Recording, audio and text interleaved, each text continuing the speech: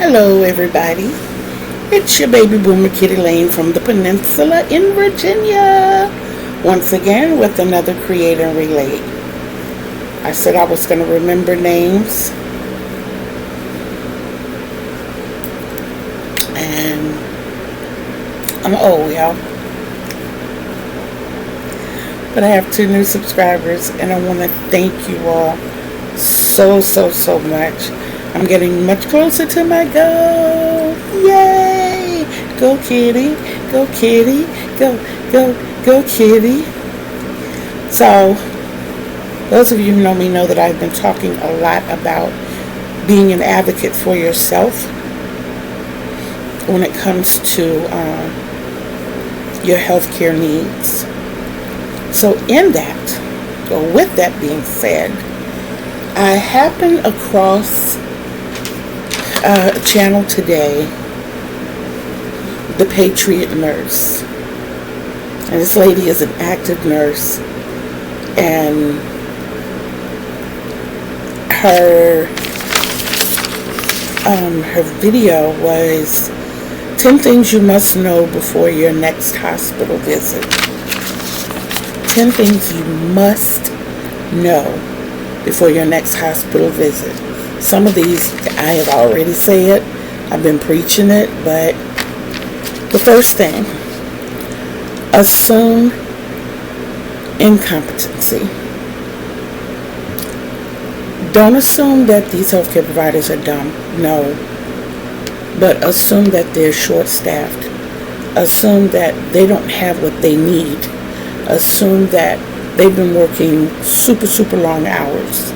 Assume that they're tired and, just overworked, and it's not your fault or my fault that this is happening. This is a lot that's going across in the healthcare community, especially since the big C word, and we need more healthcare providers. It's not that they don't care. They don't have the time to care, because they are pushed to the brink.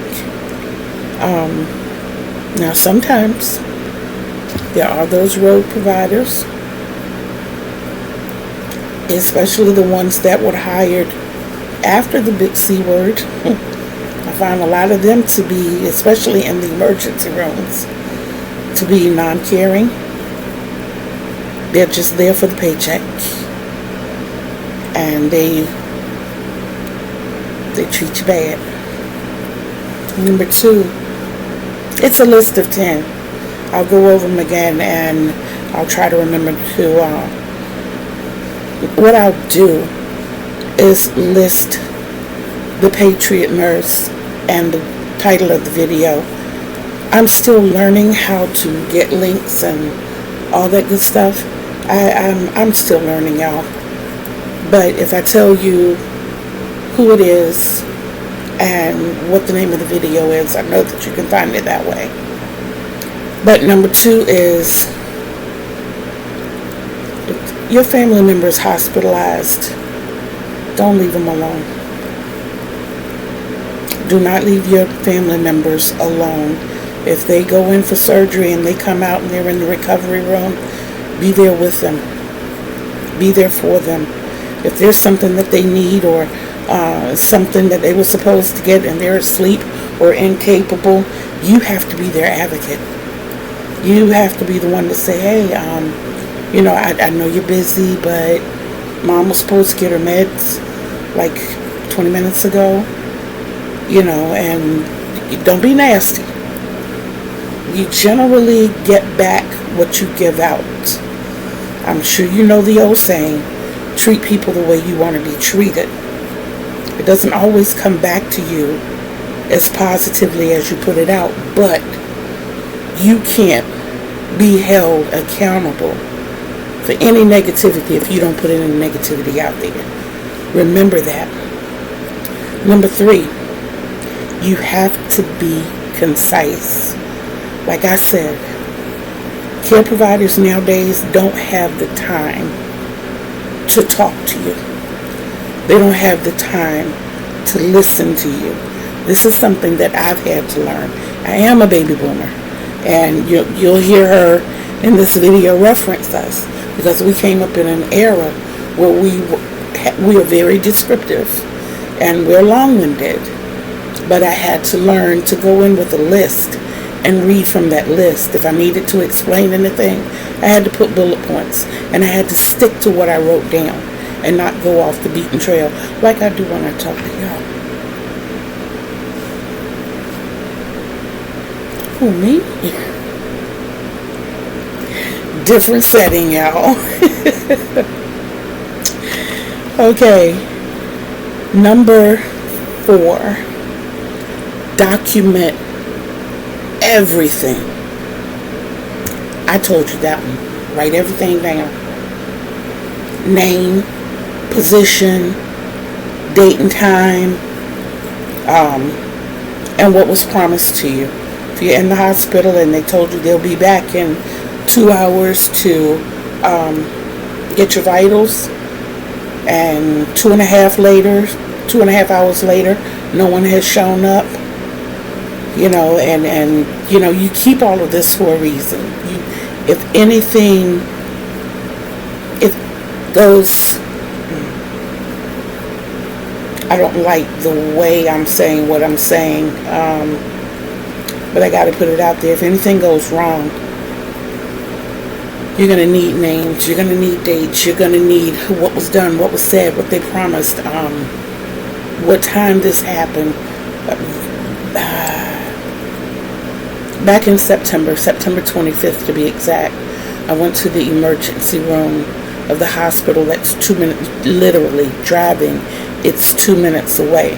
One of the reasons we chose this area to live is because I am a frequent flyer at the hospital because of my conditions, and I need to have quick and easy access to a hospital. With that in mind, when I went on the 25th, it was for chest pains, and when I got there, they did all the preliminary stuff while I was in the waiting room.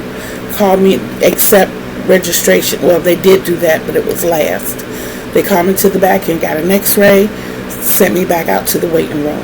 They drew blood, put an IV in my arm, an open IV in my arm, put me back in the waiting room. Then they called me back and registered me. So my daughter comes in during the registration period. At that point, I had already been there an hour and a half. My daughter sat there with me for over 4 hours. And I still had not been taken to the back. I'm still sitting in the waiting room. I started having more pain. If you pull up my records, you'll see that I'm one who usually denies pain meds. I explained to you all why, but it's because I think pain medications masks the problem. And your body, when your body gives you pain, it's your body's way of telling you something is wrong. If you have something blocking that or covering it up, then you can't always address what's wrong. But when the pain is so real that you have to have something for it, and you usually deny pain meds, and you're asking for medication, that does not sound like a junkie to me. So the first comment that was made by this male doctor, Wayne, was that they didn't have time to service junkies. So I get up, I go outside, I have an IV in my arm. I've been here for over 5.5 hours. So I go outside because I'm ready to go. I'm ready to go. If it's my time to go, let me go at home. You obviously don't have time to, and I can feel the nice me going away. And I don't want to deal with people when I'm not nice. So Wayne comes outside and he hears me talking to this lady, and he comes over, and I, as politely as I can, say to him, "Sir, I don't mean any harm. I know you've had a long day. I've had a long day. But if you're not here to take me to the back to be seen, I really don't want you to touch me." And he says, "Okay." F you.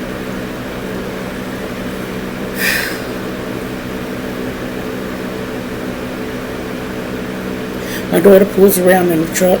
She helps me to get into the truck. She goes back around to the driver's side. On his way around, he says to her, F y'all. My daughter walked back around to him and said, "Sir, what did you just say to my mother?" He said, "Get the F off of my property. F y'all." That was the 25th of September 2023. We left that hospital and went to another one 20 minutes away.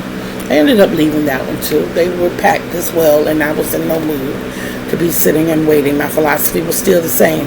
If it's my time, I'd rather be at home. Let's fast forward a little bit to December. Very shortly after my birthday. My birthday is December 2nd. Keep it in mind.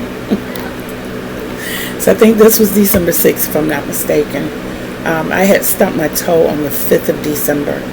And on the 6th of December, I started having chest pains. That is kind of a warning that there might be a blood clot. And I went to the emergency room. My daughter went in and asked for assistance, wheelchair assistance, from a nurse other than the one that we dealt with before. So the lady comes out, a woman, and she wheels me inside. She does my registration and everything. Again, now this time there were about 6 people in the waiting room. But she tells me, all of our beds are full, but I'm going to put you in a certain category, so you'll be the next person called. They call me in the back to draw blood. The guy tells my daughter, James, tells my daughter that it's going to be about 5 or 10 minutes. So she steps out front. She's a smoker too. She steps out front, and when she comes back in, I'm not there. So what had happened, after he drew blood, they took me straight to x-ray. So my daughter went back up to the female nurse, and she said, "Excuse me, do you know if they've taken my mother to the back?" So she leans back and she addresses Wayne. Yeah, he's there again. "Do you know if you took so-and-so to the back?" She hasn't been past me. Just like that. Now I'm in the back. I don't hear this part. 2 deputies that were there told me this. Not even my daughter. 2 deputies. So my daughter said to the lady, "Okay, thank you so much." This man gets up, Wayne, gets up and comes closer to the window and says, "What the F did you say about me?" I think F is his favorite word. But he says that to my daughter. My daughter says, "Sir, I didn't say anything to you. I was talking to the young lady here. I was thanking her."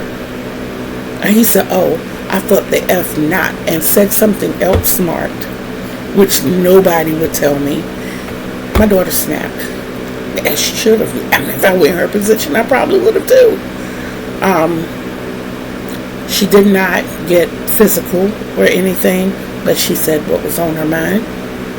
And this man once again says, "Get the F off my property."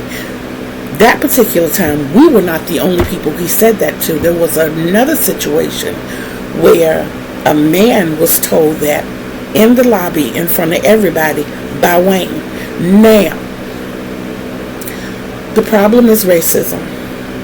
The problem in this case is reverse racism, because a conversation way prior that Wayne and I had, we talked about our names being said properly and improperly, and how it bothered us. And he said, "Most of the time people look at me, they think I'm white, and I'm not." And I said, "Well, that doesn't bother me too much. I'm biracial, and I got teased so much and bullied so much, I don't even worry about that." But what bothered me is that the people he says this to are brown-skinned people, red-skinned people, very tan people, and even older people, because he said it to an older lady as well.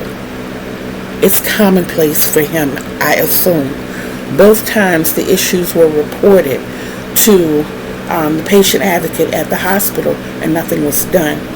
The last 2 times I went to the hospital, one time my daughter drove me, and another time the ambulance came and got me, and I requested, chest pains and all, to go to the hospital furthest away because I don't want to take a chance of encounter. I fear going to that hospital now, and I don't think any of us should ever fear going to a medical facility. I don't think we should ever fear for our lives in going to a medical facility. Let's get back to this list.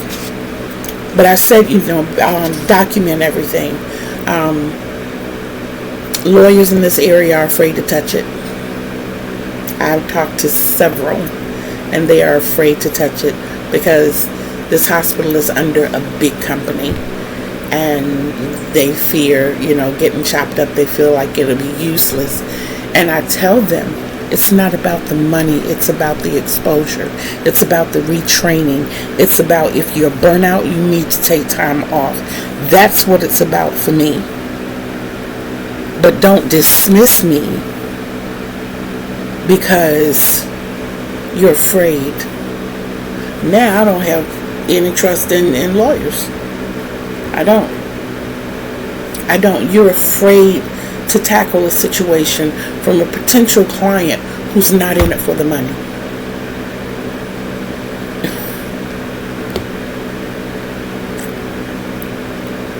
I can sue you for change. I don't want your money per se. If the money came in, it would be nice. I'm not gonna, I'm not gonna sugarcoat it. It would be really nice, but my focus is that I nor anyone else should have to suffer this when we go to a place looking for help. And I want that to change. That's where I'm coming from. Number 5, ask questions. When doctors come into the room to discharge you, they run through this speech that they've said over and over again. Or when they come to give you your early morning assessment, they've said this probably in that day at least 20 times before they got to you. And by now it sounds so matter of fact. Okay, and we check this and we check that. We're going to keep you for a couple of more days just so we can see what's going on. Do you have any questions? If you have not formulated those questions by then, always have a notepad with you or your phone where you can type it in your phone somewhere. Write that question down so when he comes back the next day, or even when you get home and you have to call the patient advocate, you can do that. Call and ask. Ask. It's your health. This is you. You are the only you have. You know you better than anybody else out there. You have to fight for you. Number 6, bribe providers. I thought it was cute when she said that because I thought about me just telling you that my physical therapist and the receptionist there in the building, I made blankets for them. When you show them your positive side, lots of times if they've had a really bad day or a rough week or whatever, when they see you, it's like a ray of sunshine. And that's just from treating them good. If you give them a gift certificate from Starbucks, or find out what kind of coffee they drink and bring them a coffee, bring the office about a dozen donuts or whatever, make them remember you. Make them remember the good you. And you become that person that they feel like they can, okay, here's where we are. This is what we're going to do. They will treat you sensibly. It's sad that you have to do that, but where I am now, the facility that I go to, I made everybody ear warmers and hats. I did. I want to be around a long time, and I want to know I'm not trying to outdo anybody else. I just want to make sure that even on your bad days, you'll know that I'm a good person. I don't mean you any harm, and I want to be treated like a good person. Number 7, have manners. Exercise your morals and values. I bit my lip earlier and it's swollen, so I'll keep biting it when I'm talking. But say thank you. Say please. Be kind. Compliment them. You know, there was one nurse at the hospital, and she was, every time she came in the room, she would say how tired she was. And I would always tell her, you're still beautiful. You had that tiredness well, because you're still A1 with me. You know, and it makes you feel good. It just, it's life. You know, and honestly, a lot of these don't even have to be applicable to only healthcare providers. It can be your neighbors. It can be any customer service person. You know, there are some that are just butt wipes, but those that are not, you're kind and friendly, they're kind and friendly to you. Oh boy. Number 8, beware of the red tape. The higher ups, the people in the office, the big wigs, because all you are to them is a dollar sign, especially in the hospital. They say they don't treat people any differently regardless of their stratification. I'm here to tell you straight out, that's a lie. I can tell you personally, I have been between jobs and had no insurance and dismissed so quickly it wasn't even funny. And then I get the good insurance and I get top treatment. I get hospitalized when I didn't even think I was going to be hospitalized and treated like a queen. I even think the dietitians feed you differently. Because without insurance and being hospitalized, food is crappy. But having the insurance that I have now, when I go to the hospital, I'm almost like, can I stay another couple of days? But, you know, if my daughter didn't cook as good as she does, I probably would ask that question. But my daughter is a phenomenal cook. Phenomenal.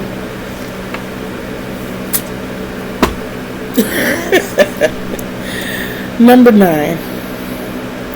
Have the following when you go to the hospital, when you go in for any type of procedure: a living will, an active power of attorney, and an advance directive.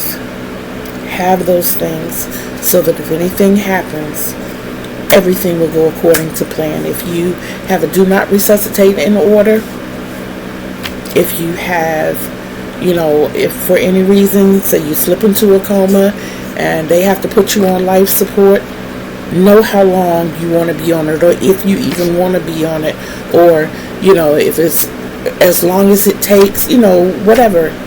Have all of this planned out. I didn't realize how important it was until I had a dream about it, and I hurry up and fill mine out. I got it done. And that way the burden, you don't leave the decision up to the hospital, and the burden that comes along with the family, you know, them fighting, especially a person like me that has 3 kids, and each one of them knows me deeply in a different way, you know, but across the board, I have already laid out my desires and expectations, and they all know. But, you know, there's one, bless his heart, who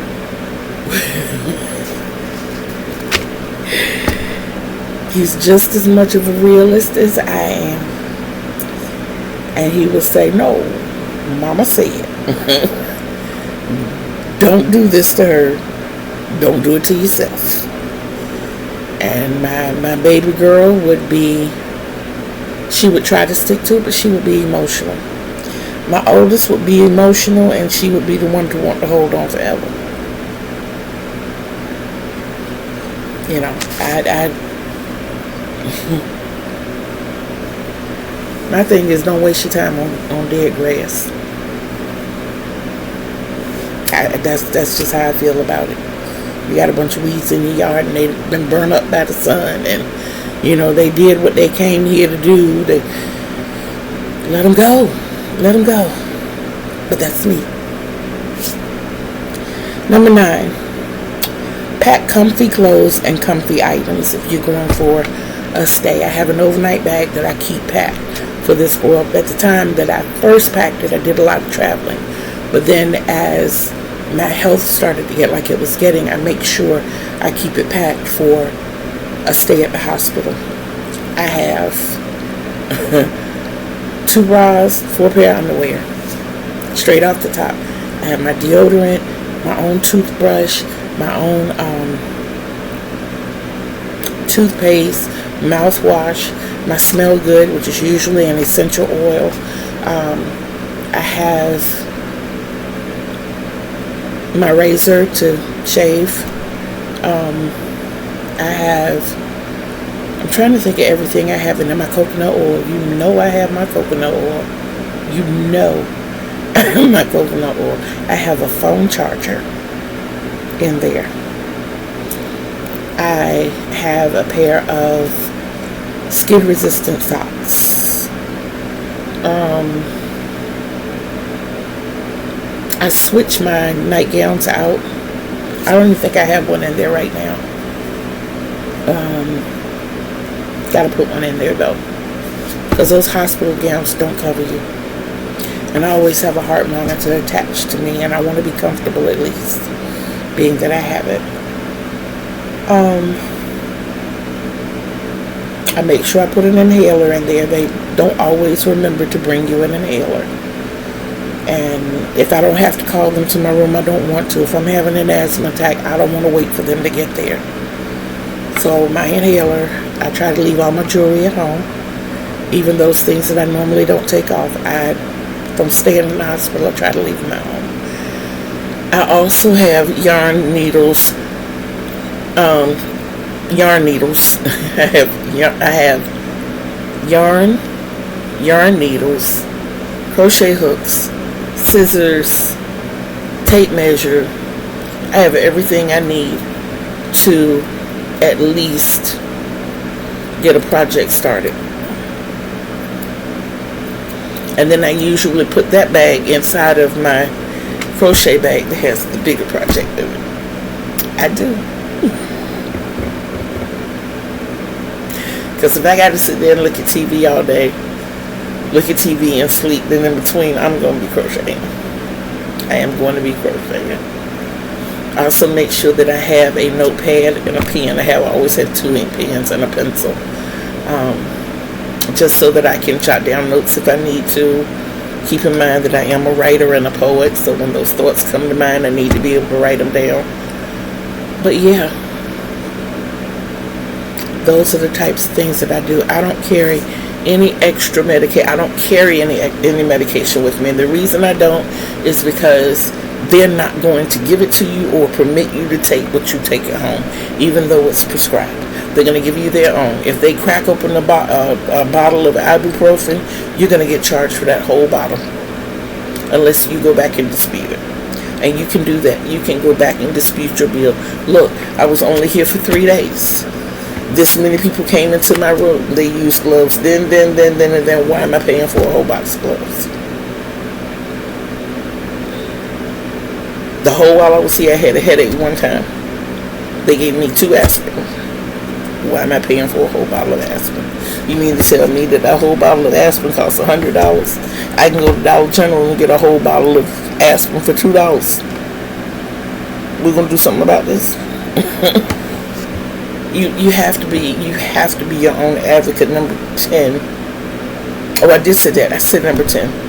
But like I said, the name of this particular video was 10 things you must know before your next hospital visit. And the channel owner is The Patriot Nurse. That information I will put in the description so that you can see it. But yes, please keep those in mind. I'll list them again. I won't put all the bullet points, but I will give you the 10 main items. So, I'm back. Had to catch up those stitches. These have helped me catch the stitches up real quick.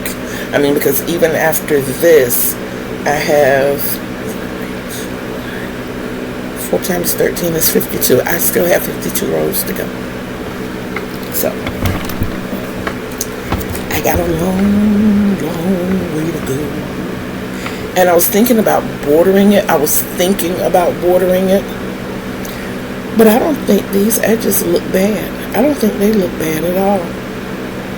Then I was thinking about putting 3 big tassels on it. One, here, the other end, I want at the tail. But I'm thinking it can stand alone. But either way, when I finish it, I'm going to put it aside, work on the bag, and keep it moving until I make my decision. I got to keep going. Y'all, I got to keep going. I got a long way to go. And it is the 8th of July.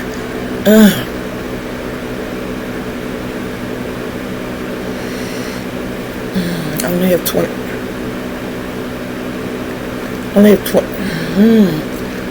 25 days to go. Because the shawls will be worn on the 3rd. And I know they're going to have like a little fashion show. So, yeah. I have to have them done. I want to have them completed by the 1st. Because we're going to be traveling on the 2nd. This hurts, y'all.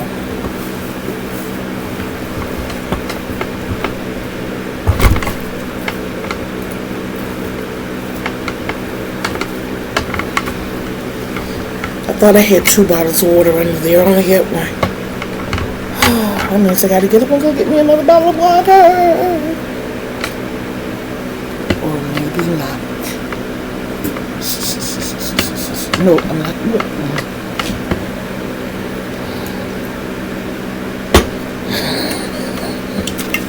It's not water. But it'll keep me awake. It'll keep my mouth moist. And it'll help me catch up on these stitches.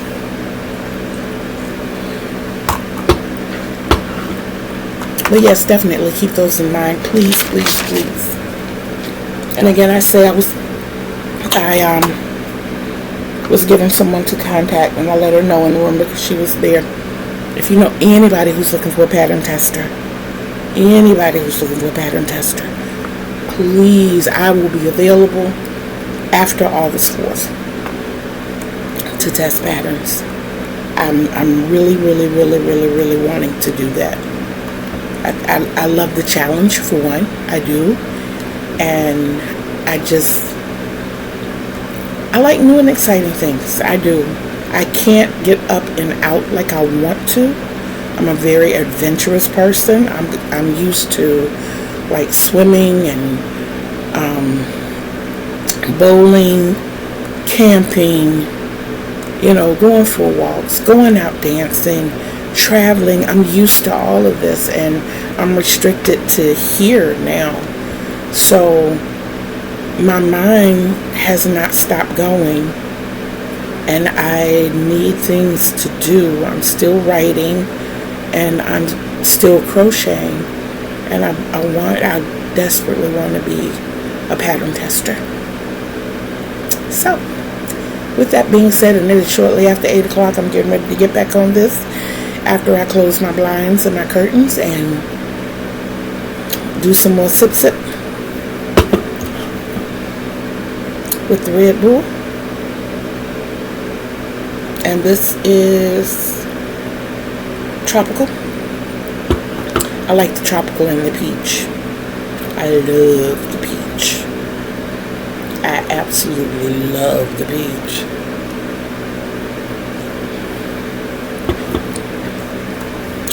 And for anyone who sips, a really good drink is the 12-ounce can of Red Bull Peach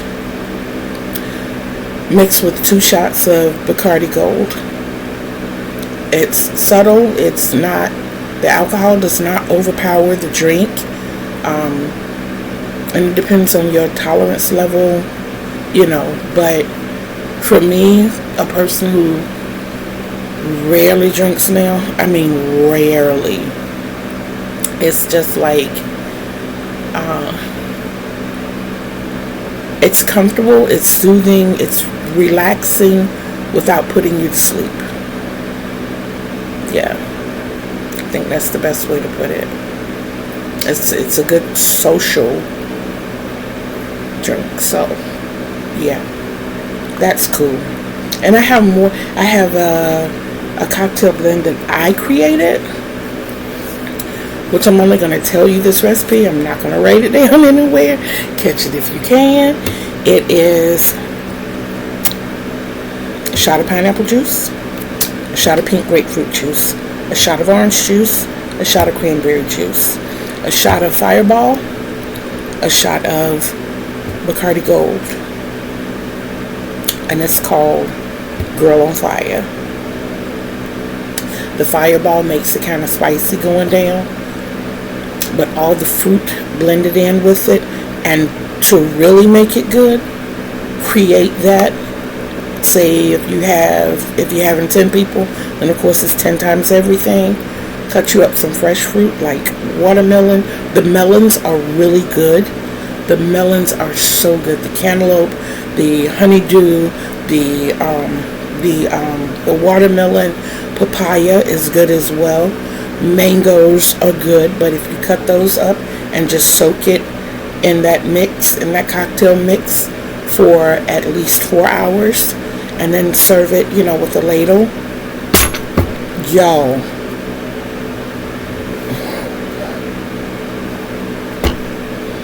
I'm not writing it down. I'm not typing it. Empty weight. That's not. But yes, y'all. I am going to leave you for a few hours. I might check back in just before midnight, just to show my progress of what I've done over the past 3.5 hours or so. But until then, when you walk past that mirror and you see that image, you make sure you say, I love you. And mean it when you say it. Because I love you too. Y'all have a good one.